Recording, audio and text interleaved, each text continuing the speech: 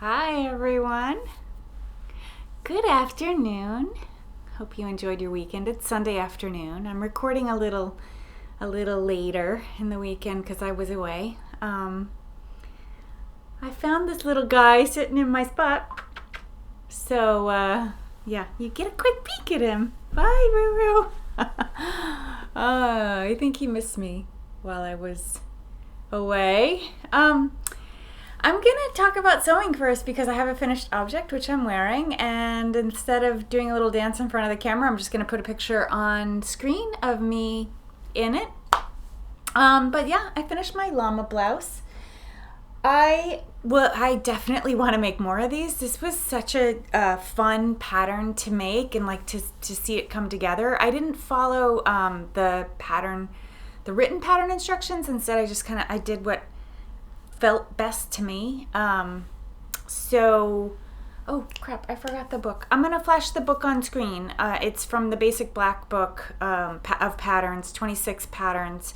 The layout, the styling of the book is that everything's in black, but of course, you can make whatever you want. But I do actually really want to make a darker one. I would do one thing differently. I would play around with the neckline a little bit. If you watched last week's episode, you saw that I had a little bit of trouble with the neckline lying flat. But it actually looks fine on the body. It wasn't laying on Martha quite right. It looks fine on the body. The other modification I made was, and I talked about this last week, was that I sewed the pattern suggests that has you leave this entire thing open, and I sewed it up to about the top of my bra line so that I wouldn't have to worry about wearing a t-shirt under it or a tank top. So, and I'm so happy I did that. I was a little concerned about the sleeves being too tight, but they feel great. I wish I had a little more fullness through here, like from the armhole down. So I think I could stand for this to be a little bit more, a little broader. And I think this would, I strength train, so I have pretty big biceps. And I think if I had a little more fullness here, you'd appreciate the fact that there's some shearing happening there. It just isn't enough fullness, I think, between, above and below where the shearing's happening. So yeah, I would change that too when I make this again. So I think it would look really cool in like a dark print or something and with black lace. I don't know. Thoughts for future sewing. I don't have any sewing planned. It's going to be a little bit before you see more sewing on the podcast. The llama print is from Joanne Fabrics. I got it at a sale in the beginning of the summer or like late spring, I want to say. And I bought the lace from Amazon. It's just a cotton crochet style Clooney. It's actually, the name of the lace is called Clooney. It's a Clooney lace. And yeah. So that's my sewing. I don't have any finished knit objects to show you this time around, but I have some works in progress. I want to talk to you about, all right, Martha's wearing one work in progress. Let me talk to you about the one that took most of my time. So, returning viewers will know, I actually realized too, just now, my cat distracted me and I forgot to tell you who I am. I'm Shannon Bellum, and I go by Bellum Make on Instagram and on Ravelry. You can find me there, and I'm most active on Instagram, though I haven't been all that active in the past week or so. We went back to school, so I'm busy with some back to school stuff, some university stuff that is happening. I'm a university administrator and faculty. But things are moving along. September's always a little nutty in my world, in my line of work. So anyway, returning viewers will know. Welcome, new viewers. Thank you so much for spending some time with me today. I'm working on a shawl design for Long Island Yarn and Farm Yarn Company. She is a small business, small woman-run business, and I had designed another design using her yarn for my own you know, self-edification and stuff. So she had invited me to look at her yarn and design a couple of things for her. So I said yes, and I am working on them, and she welcomed me to share them on my social media. So yeah, I worked on this shawl design a lot this week, and if you watched last week's episode, you're going to notice that there are some changes. I did some ripping back. So the center part is from this beige, right here, this beige colored rectangle. Whoops, let me show it to you this way. This beige colored rectangle stayed the same, but I changed the bottom of it. I changed the bottom triangle. I ripped out the bottom triangle and redid it. I did let me turn it around this way. I did a less, fewer decreases, I decreased every other row last time. This time I did every fourth row. So it was fewer decreases so that the point isn't quite as pointy, so it's a little more rounded, which I think is going to make it blend into the sides a little better. It's like I think that's a better line than what I was getting before. That was one change. The other change was that the whole piece, I finished one entire side and then ripped it out because it was just too short. It wasn't, I wanted it to have about like a 5.5 to 6 foot wingspan, and it has only, when I was finished with one side, I could tell that it was going to be around 60, a little bit shorter, about 6 inches shorter than I wanted it to be. So I decided to rip out and go again. So this time around, I am adding more of the what I call in my pattern three-sided rectangles. So what you can see that happens is that it's a center out design. So you start from the center right here, this little doodly-doo, this little belly button. So you start in a circle, you make a circle, then you knit a square around that, and then you start making a rectangle. And when you're done with the final rectangle, you start making three-sided rectangles to grow the shawl both up, make it wider and also longer. wider, longer.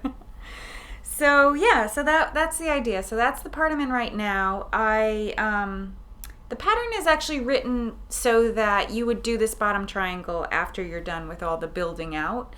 I needed to see right away, as soon as possible, how that bottom triangle was going to work in my pattern. So I went ahead and knit it on so that I could make sure that I was going to get a smooth line and stuff. But I'm really loving the lace. I'm going to tell you about the yarn in a second. So what I did was, sorry, I was hearing some yelling and I was a little concerned. But I live near a park, so I think there's a soccer game going on because it's soccer season. So anyway, with the beige yarn, the beige color, I did just all garter, and then with the purple yarn, I've done this lovely yarn over knit two together lace pattern. It's a very simple lace pattern in all of the purple spots except off of the rectangle. So once we're done with the rectangle, the purple will all go to be garter, just like it is right here. The yarn is just scrumptious. It's so beautiful. It's so soft and so luxurious. This is like, yeah, this is really, really nice. This is beautiful yarn. And I am working really hard to make sure that it will only be 2 skeins. So it should be somewhat affordable for knitters, yeah. So the first skein, the beige one, is a 80% alpaca, 20% silk blend, and it is a fingering weight yarn from Long Island Yarn and Farm. I have the tag right here. It's a 400 yard put up, and she will be at Rhinebeck, both at Rhinebeck Festival. She gets a booth there every year, and she also will be at Vogue Knitting Live in Minneapolis and Vogue Knitting Live in New York City, if you are going to be near any of those. The plan is to have this design done by Rhinebeck, so I should be, as long as I don't have any other setbacks where I have to do more ripping out, I should be fine. So that was the purple that I just flashed in front of you as I was still talking. The purple is a slightly different blend. It is 65 alpaca, 10% bamboo, 25% superwash, also 400 yard put up. So she's known, Long Island Yarn and Farm is known for her alpaca yarns. So, oh my gosh, it's so soft and scrumptious. I believe the skeins retail for $60 each, so that would be about a $120 project. So that's the reason to for me to keep it under 2 skeins. But I feel like I still have a significant amount left. This skein of purple I got, it was only 300 yards, but she sells them 400 yards normally. This was just kind of a weird put up that the mill had done, so I told her to give me the ones that, you know, she was trying to get rid of versus ones that she's keeping, or that she has. So I think I have a little bit. I think I have around half of this left. So I think I'm in really good shape. There will be a border, some sort of applied border. I'm not sure exactly yet. I have some ideas of what I'm gonna do, but I'm not sure.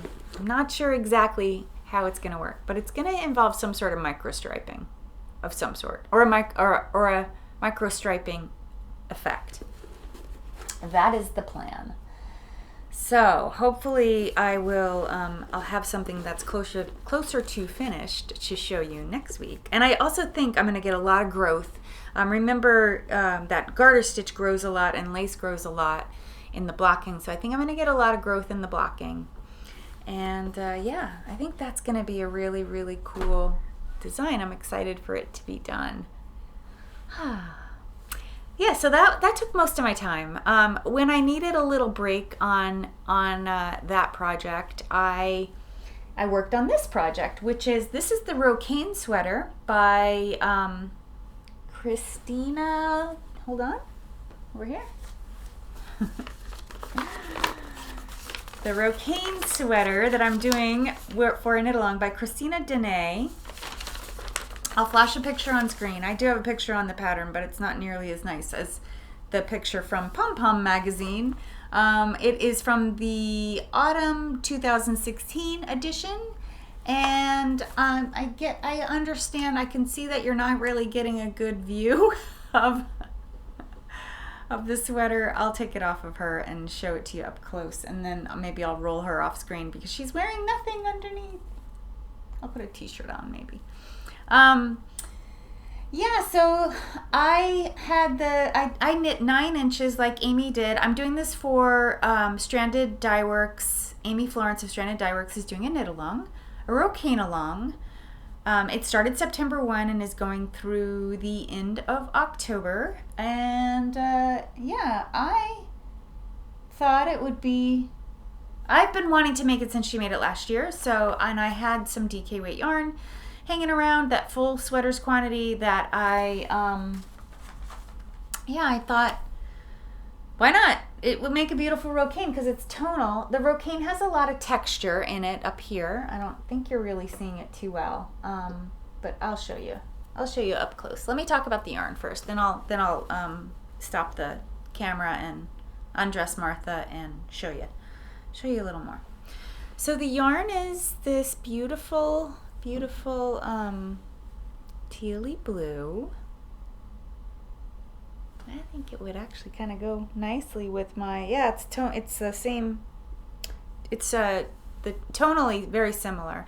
My shirt actually looks a little washed out on camera. I will tweak the color before in editing, so maybe I can get some of this blue saturation back, because this is a much more beautiful turquoise color than what you're seeing on Martha. See, that's closer to the color. I know it's blurry, but at least you're getting like total color. That's the color. It's really a bright turquoise. It's so pretty. What is it? What is it? It is the periwinkle sheep. DK, Merino DK in the Warm Ewe color. The Warm Ewe is a little local yarn shop in Chatham, New York. Upstate New York, near Albany. She lives near Albany, so it might even be one of her area local shops. I'm not really sure. But yeah, so I made some nice progress. I'm out of the mindless section, which was this 9 inches of stockinette that you knit in the round, and I am on to the textured section, which I'm gonna show you right now. Hopefully you're not too distracted by the stuff behind me. Those are my design boards behind me. Well, you're seeing one with 2 designs that I've already talked to you about. Anyway. There's the texture. You see it? Isn't it nice? So I thought that this nice tonal DK, and there's the color, that's the color, would be really cool in the texture. So as you saw, I'm about up to the, I split for the armhole, split back and front. So the armhole's right here. I have to knit 9 inches. I have about 1.5 inches, or no, maybe 1 inch, I'd say.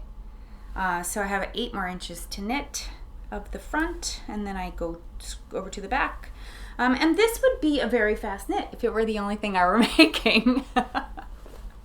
Oh well. So that's the way it goes. So this has been actually my on-the-go knit, and it was an awesome on-the-go knit until I got to the texture, and then I really struggled. I was at my friend's house watching movies with him, and I was really struggling with the chart, especially when it was the purl side, because I needed to look at it and concentrate and learn keep the stitch count in my head, and with him talking and the movie on, and yeah. Recipe for disaster. So I cast on something else. I started my second design for, and this pattern is mostly written. So I'd been working on it while I was at work in my downtime. So I cast on my second design for Long Island Yarn and Farm, and this is she calls it sport weight, but it's more equivalent to a DK weight. So this is a DK weight, or her sport weight, alpaca blend. I'll give you the exact in a sec, with a little bit of sparkle in it. So this is a top-down cardigan. It will be a raglan sleeve cardigan, and it will have color work. So the other color in it is this one, this lovely lavender, and I misnamed this in my last podcast. I called it Lavender Haze. The purple from the shawl is Purple Haze. This is Lavender Denim, and it's got a really cool little taupe fleck in it, which I love. Don't get to knit with it for a while though. The base, the main color is called Champagne, and it is a 70% 70% alpaca, 25% merino, and 5% nylon. The purple one I think is very similar. It has silk. The purple one is silk. It's alpaca silk merino blend, 50, 20, and 30. So those are the blends. Again, really luxurious, beautiful yarns. These are smaller in terms of yardage, and they're not quite as expensive as the fingering weight. I think these retail for around in the low 30s. So I think I am designing a 5 skein project. So I'm aiming for under 5, but we'll see. Of course, smaller sizes. I mean, that's the whole thing with sweaters. Like shawls, one size fits all. Sweaters, smaller sizes will use less yarn than larger sizes. And, also, when I look at some of these skinny podcasters, these little people that podcast and have so much to show, I'm like, you're knitting for a much smaller person than I am. And probably the most of your viewers. It's very, very fast knitting. Occasionally when I knit something for my one son's girlfriend, she's so little, and it's such fast knitting. She's like, I guess like a US extra small, she's got a 32 actual bust measurement. So yeah, it's a lot smaller than most of us. Well, me, much smaller than me. All right, what else do I have to show you? those are my 3 whips. That's what got all my attention. I got some new stash, but before I show you my new stash, I showed you this last week, this stash, and I swatched for it. This is some lovely Vaerbitt Norwegian wool that has been dyed into a beautiful gradient. Beautiful blue. I'm into blue lately. I didn't know until I started putting things together. This is gorgeous blue gradient. I am going to make the Elton cardigan, which I will put on screen right now so you can look at it. I have some beautiful mohair, also from Vaerbitt, dyed in the same or similar color, but you know, mohair is a little more intense. It's a little bit more intense blue. I'll show you that in a second. I want to show you this way though, because I have a question. For this cardigan, do I start with the dark on the top and end with the light blue, or do I flip it and start with the, oh that's weird, the color's completely changed, there we go. Or do I flip it and, sorry about the flashing colors, my camera's acting weird. Do I flip it and start with the light blue on top and finish with the dark blue? I'm not really sure what to do. I even looked at pictures online of what tonal gradients do, and I'm leaning this way. I'm leaning towards starting with the dark blue just because I think it'll look nice with my eyes. Versus this, which is, I don't know. I don't know if that looks so nice with my skin either. I think the darker blues look nicer, and when you're making things for yourself, you want to flatter yourself, right? Flatter your own skin tones. So the mohair is this. Isn't that luscious? Look at that gorgeousness. It's really pretty. I'm really excited to put those together. I think that's going to be fun. Yeah, I took a look at the pattern. Oh, and I swatched too. Took a look at the pattern, and this is one of the middle blues. I swatched using the blue that weighed the most just to save. And it feels really nice. This is going to be a really cozy, fuzzy, awesome cardigan that I'll probably wear to death. I took a look at the pattern, and it looked a little fussy in the beginning, like the setup of getting going till you get to the really sweet mindlessness part.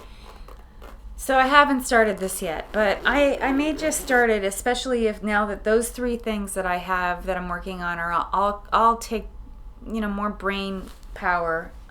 They're not just simple knitting. And I talked about this before.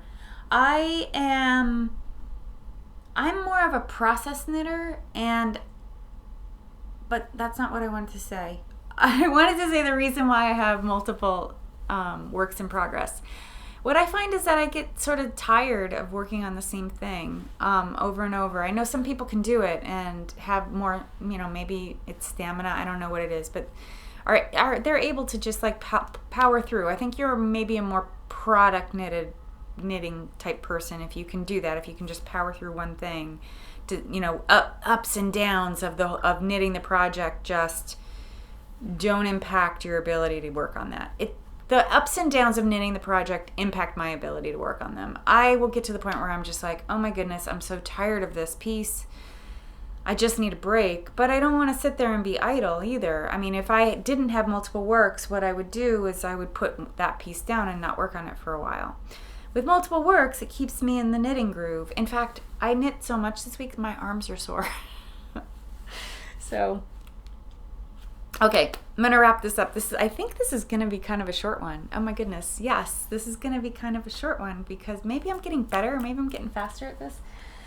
But I have some stash acquisition that I am so excited about, and if I don't need something, if I knew what I was going to make with this, I would say this would be the next thing I would make.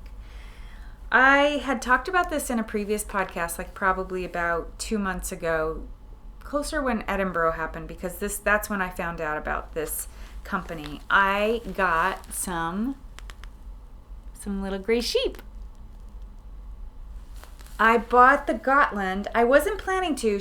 They make another wool called Fine wool, I think is the name of it. but I follow her on Instagram. I follow Emma on Instagram, and she flashed this color on screen, and oh, that's what it's called. I couldn't remember the name, but I was like, the name was really intriguing. It's on here, the Tangled Web We Weave. That's the name of this color. It's just so pretty. It's a beautiful multi-tone plum. A lot of the colors that Little Gray Sheep makes are tonals or heathers, and they're beautiful. But I was looking for something, because I'm a process knitter, not a product knitter. I like to be entertained as I'm knitting. I want some Razzle Dazzle while I'm knitting. Maybe that's the name of this episode, Razzle Dazzle. Anyway, yeah. So I wanted something with a little more interest to keep me going. So this is fingering weight. I bought a sweater's quantity, so I have 4 skeins. This is the way that it came. It came packed this way with one tag for all 4 skeins, just telling me about it, which is totally cool, because once you skein up a knitter's quantity or a sweater's quantity, I only keep one tag because I'm planning to knit everything, and I just need one tag for, just for my own self. This is so squishy and so soft, and I'm pretty sure it's a woolen spun. It's got a little bit of rustic feel, but it's so super, super soft. Before I bought it, I took a look on Ravelry and on Instagram at images of the yarn knit up, and somebody made a lace shawl out of it, and it was amazingly gorgeous, just beautiful. It actually reminded me of the way this alpaca silk was knitting up, though the alpaca silk's softer. It's a little softer, yeah. But who knows? Like in blocking, this could really soften up, and it'll hold its shape. Alpaca is known for becoming drapier and drapier with every wash. Which, if it's a shawl, that's perfect. A garment, I'm doing a purposefully sort of boxy fit cardigan, so that if it gets drapier, it's still gonna look great. So that's what's happening with that design.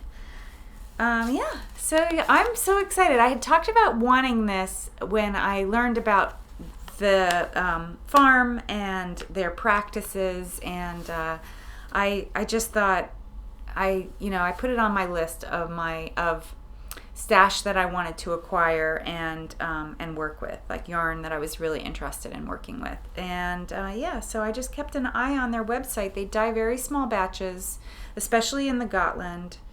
Gotland is a sheep breed. So I just kept an eye out until there was a color that I really, really loved, and I bought it. I have no idea what I'm going to make yet. I'm thinking about doing something really simple, like the Isolde Teague Stockbridge cardigan, something like that, because I think that's fingering weight. And she made it with Tuca wool, but I think this would be a lovely sub. So I might do something like that, something super simple. Or, I don't know. Maybe I'll do something, maybe a Johi Locatelli sweater pattern or something. I don't know. Yeah, just excited. Had to share. So yeah, that's it for me. I look forward to reading your comments, and please like and subscribe if you're not already a subscriber, and help my little channel grow. Thank you for spending some time with me, and have a lovely week, and I will check in with you next week. Bye.